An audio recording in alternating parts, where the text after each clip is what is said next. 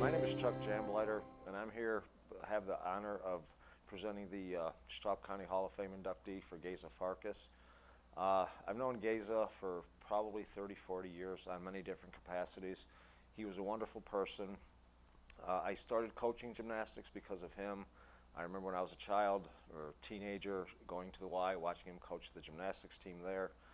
He did a fabulous job with the girls, and it got me interested in gymnastics.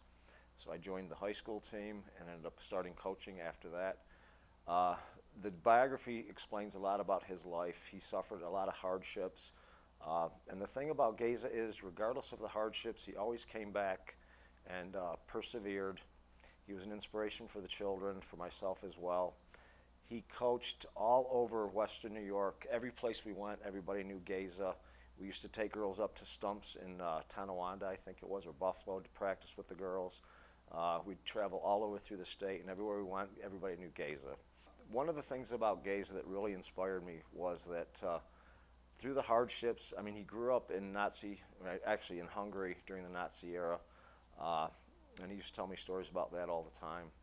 He also had to suffer through communism, where he lost everything.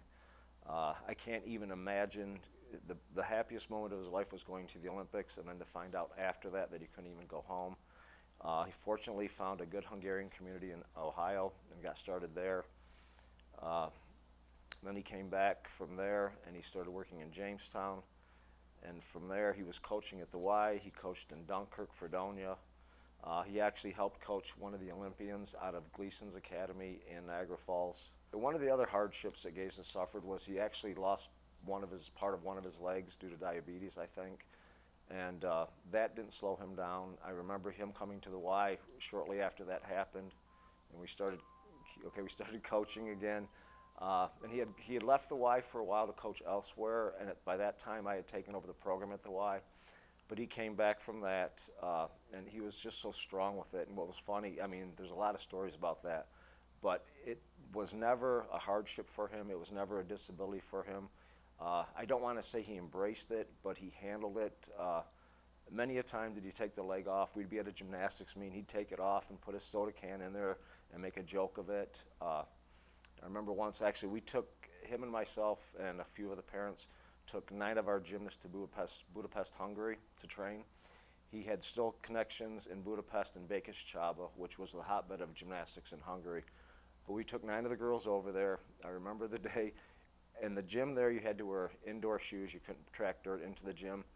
So it was time to go to lunch. So Geza said, just give me 1 minute. I've got to change my shoes. So what he does is he takes his artificial leg off, puts it on the Swedish box, and then changes his shoes. The kids all thought that was hilarious. But that's the kind of guy he was. And we had a great time there. The experience for the girls was absolutely incredible.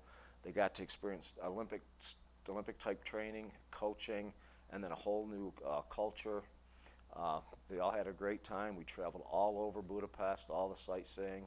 I actually got to meet Geza's father. He insisted I come over for an authentic Hungarian dinner, so he cooked me dinner. It was the best time.